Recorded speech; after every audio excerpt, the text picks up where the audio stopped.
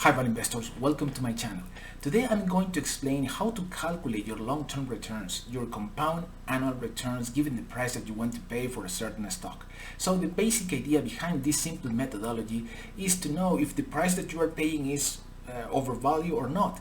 But you won't need the calculation of the intrinsic value. In this case, you will only be more concerned of your long-term returns. Here, under this simple methodology, you will know that if you are paying a higher price for your stock, you will get a low long-term return in your investment. Or in the reverse, if you are paying a lower price, you will have a higher long-term return for your investment.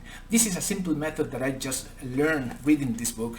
This is the Buffettology, written by Warren Buffett and David Clark, and this is a really interesting book that you should read. I encourage you to read it cover by cover in order to understand so many techniques. In this video, you will learn just one of those techniques. So I will explain with detail step by step, and I hope that at the end of this video, you will be able to use this methodology by yourself. Okay.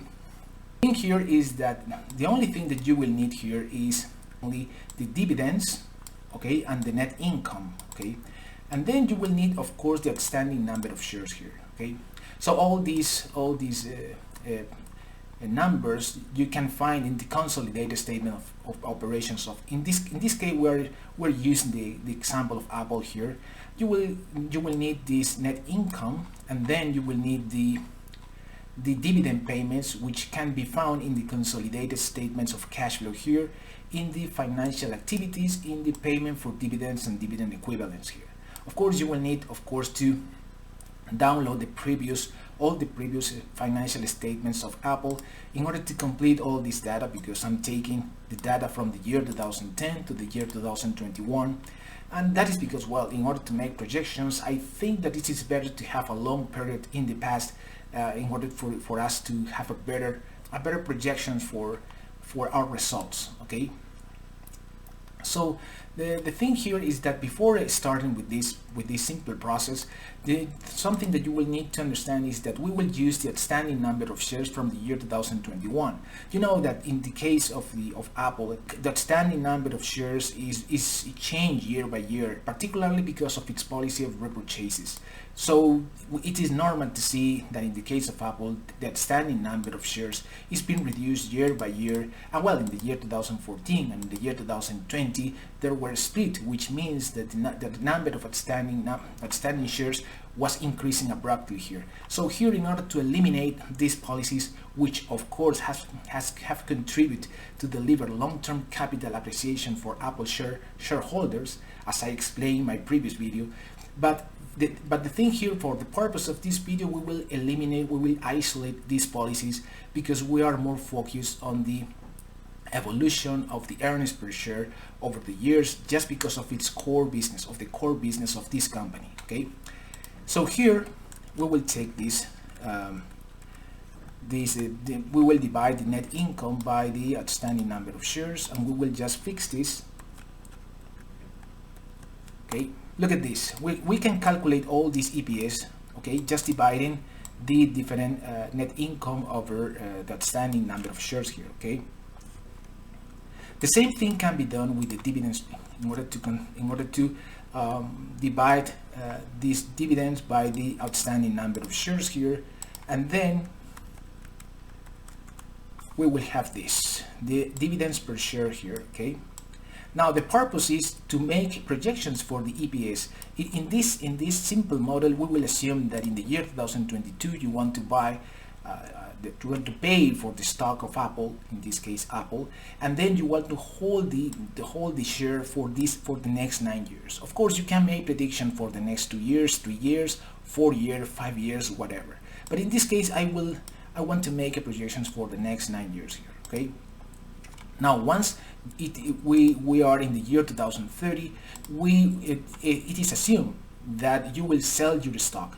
But of course, the money that you will receive is not only your capital appreciation for hold the share for these 9 years, but also because you will receive all these dividends per share year by year for the next 9 years. Okay, so here the main purpose is to calculate the share appreciation over this period and then to sum all the dividends that you will receive for the next 9 years. And then we will compare to your investment. Your investment is the current price that you are paying right now for an Apple share. Okay, and then we will be able to calculate our compound annual return. And of course that is the main purpose of this video. Okay. Then we will need to make projections for the EPS. In order to make projections for the EPS, we will need to know what is the compound annual growth rate of the EPS that we are estimating for the future. In order to do that, we will need to know what was the compound annual growth rate of the EPS in the past in the case of Apple. So in order to calculate that, we will just need to take this number and this number for all these 12 years, and then we will calculate here. Then that means that we have 17.26% of compound annual growth rate for the EPS in the last 12 years. So in the case of the year for the years of 2022 and 2030, we will assume that it's the same growth. Of course, we will change it and in the end in order to see if how our final results will be changed by this change in our assumptions. Okay. Now, once we have that, we could go to calculate the projections. Here we have this, just taking the EPS from the year 2021, and then we will have this. Okay, here we have the EPS from the year 2021, and we are adding the compound annual growth rate that we are assuming in our assumptions here. And then, well, we could go in the same under the same process here, and then we will take this. Okay. Now, in this case, we will have our projections of the EPS to the year 2030. Now, in order to know what would be the dividends for the next years, we will need to know what were those dividends in the past. And in order to know that, we will take the average payout here. And in order to know the average payout, we will just need to divide the average of the dividends per share by the average of the earnings per share. Okay.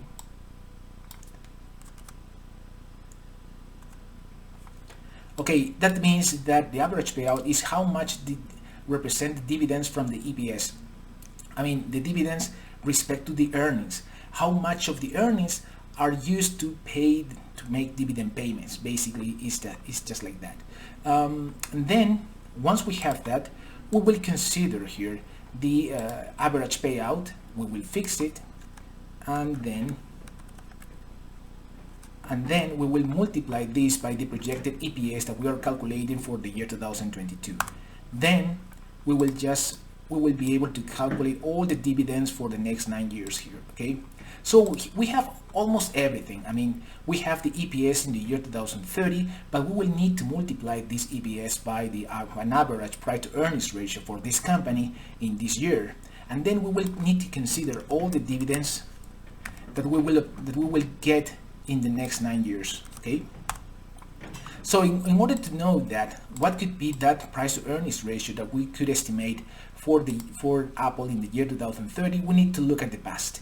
Here, for example, in the ticker terminal website, we just put Apple here, and then we go to valuation here, and in valuation you just go to the price divided by diluted EPS. Okay, and then we will have an historic past of the last 5 years here, in which, well, we could find that the average was 23.4 times earnings. Look at what were the high, what was the low, and what was the last price to earnings ratio of Apple. Okay, so here I will consider something like 20 in order to be more conservative here, and then we will consider here what is the money that you will get in the year 2030 approximately by holding this company for the next 9 years.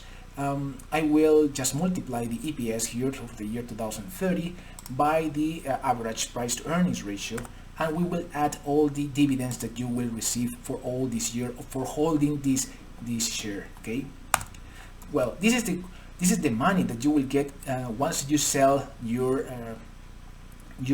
share in the year 2030. And we need to take into account what is the price that you want to pay right now, which is 168.6. okay, 168.6, and then we will be able to calculate what could be those returns for the next 9 years.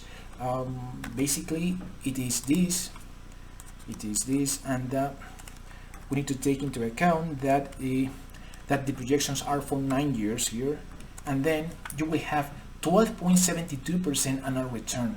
This is the compound annual return that you will get for the next 9 years. Okay, for holding your share of Apple if you buy in the year 2022, this year, and pay 168.6, which is last current price in the case of Apple. Okay.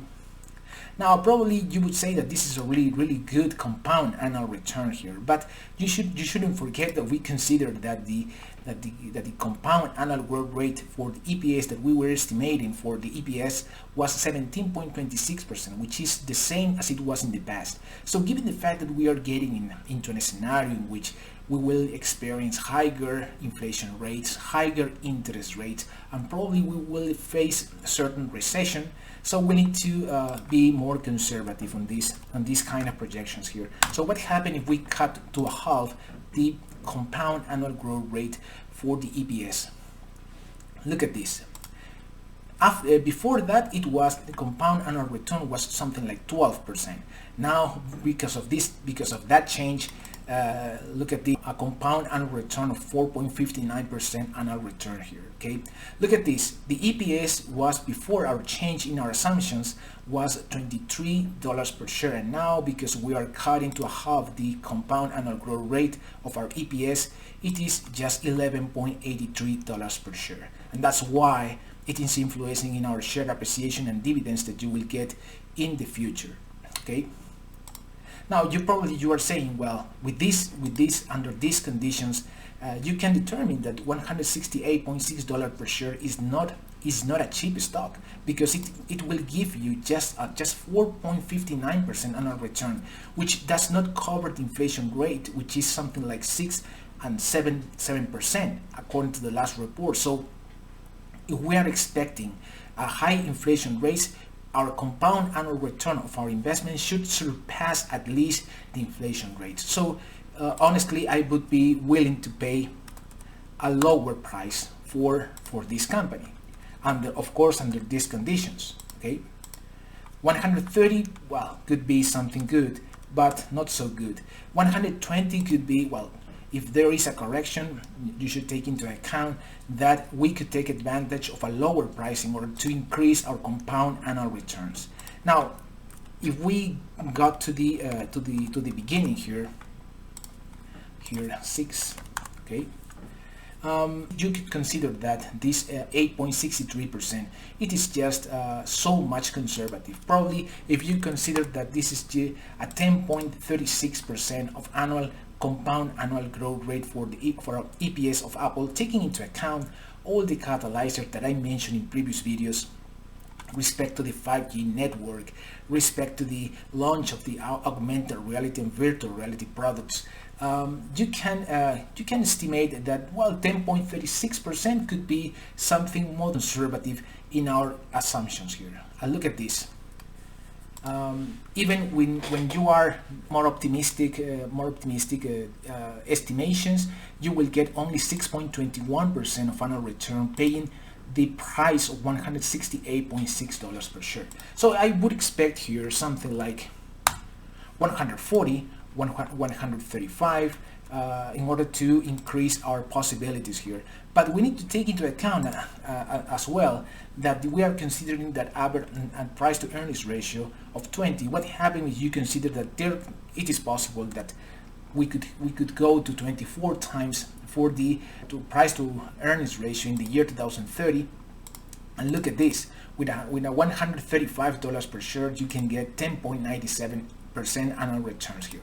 So the thing here, you can use you can change any of these assumptions of course that should be conservative, or at least that makes you feel comfortable in the future. Okay, so I would consider here something like 20 here, okay, and 168.6 would be which is the current price. Well, I'm not willing to pay that price, even when we in our previous video we calculate intrinsic value of Apple at $202 per share. Well, with this approach, well, in fact, there's only just an upside and a small upside between 168 and $202 per share.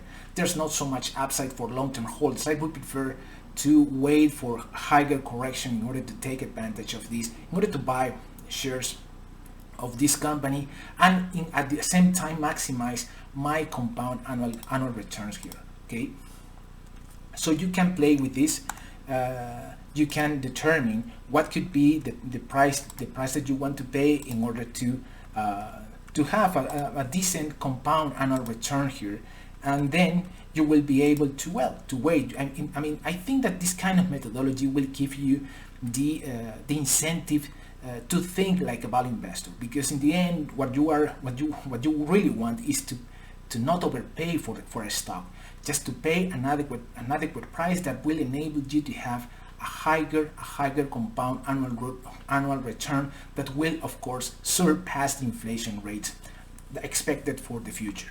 So it's really interesting to know that this kind of techniques can be used by almost everybody. I mean, this is just a technique that has been used by Warren Buffett, and it is not so commonly mentioned that.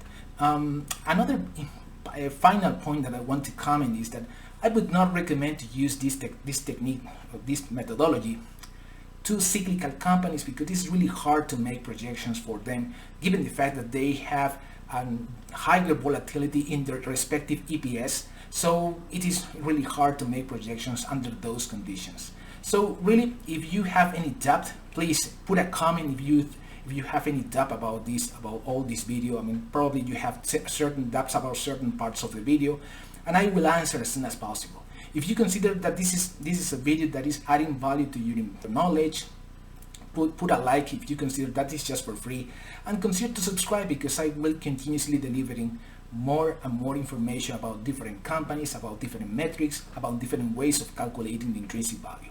So I hope to see you in the next video.